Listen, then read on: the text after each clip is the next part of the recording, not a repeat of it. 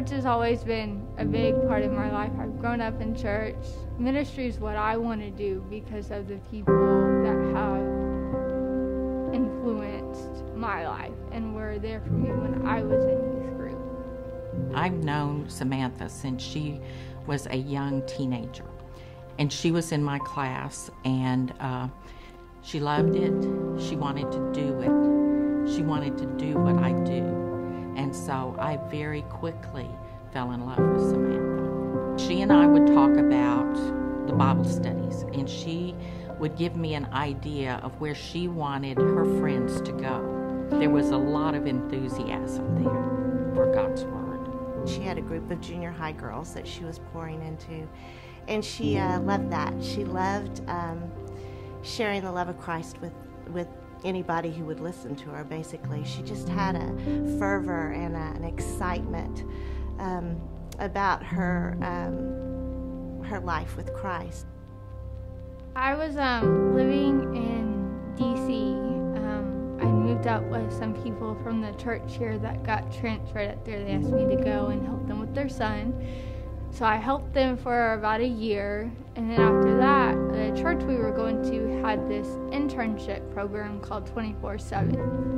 I was like, this is perfect. It's gonna teach me how to do ministry, all the ins and outs, help me find my niche, and so I'm gonna just do it, and I absolutely loved it. We were very excited about what God was going to do with her. She had a deep desire to be a women's director and a girls' director first.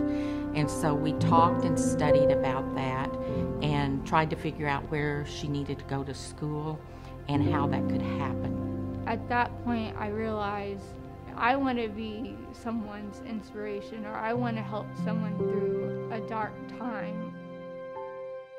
I started to get very unbalanced and very wobbly, and you could push me with a finger and push me over. Like, I could not hold myself up. My vision was getting worse. I couldn't see, and so I went to the eye doctor, and I was fine. There was nothing new wrong. So we're like, okay, well, then what else could it be? So I made an appointment with the neurologist, but it was going to be a month before I could get in. We want you to go to the ER. We think something's wrong. So I went, and I'm sitting in the ER with one of my friends, and they're doing all these MRIs and CAT scans. The doctor comes in a few hours later and he looks at me and goes, "Did you know that you have a giant mass at the base of your neck?" I hadn't talked to my parents all day long because I didn't want them to worry. They wanted to get it out then and there, and I'm like, look, I'm not from here. I don't have family up here. My dad's coming up. Can I fly home with him and have it done there? And they said, yes. So that Friday, I came home with my dad. 2 weeks from when I got home, I had my first surgery, March 19th of 2013. They called it a grapefruit. It turned out to be over 7 centimeters. And where it was pressing was very dangerous. I mean, your brainstem and all of that controls your breathing, your walking, your basic motor functions. I lost my speech, really my ability to do anything at that point. I was on a breathing tube. I had a feeding tube in my nose because I couldn't eat. I felt like my life was over and that I wasn't going to be able to do what I felt like God wanted me to do. I would just pray specifically for Samantha and her parents and just Lord, give them the strength to get through this, because I knew that she was really clinging to life. When I was able to see her, I would talk to her about how God was going to use her, and for her not to be fearful, and for her to know that her dreams were not over, that God was taking her on a different path, and not the direction and the straight path that she thought it would be, but He was going to use everything that was happening to her to minister to women. dad was out of a job, and so people helped us out in ways that were really appreciated.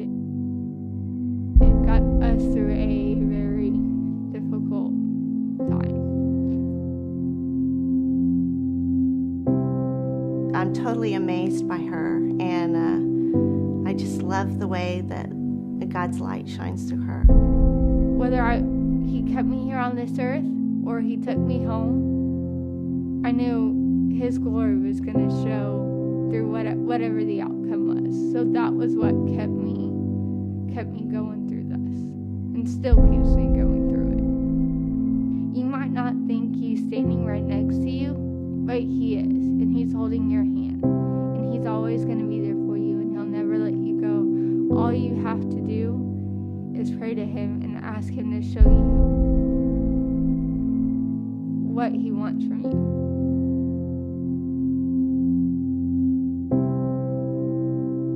I think the neat thing about Samantha is she knows without a doubt that she is in the situation she is because the Lord is going to use her.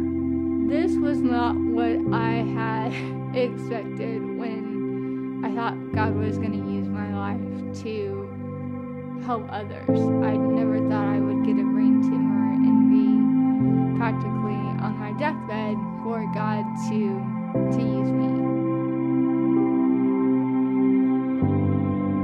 I still had troubles coming to terms with this is what God's going to use because I just don't feel worthy enough. I don't feel like I'm good enough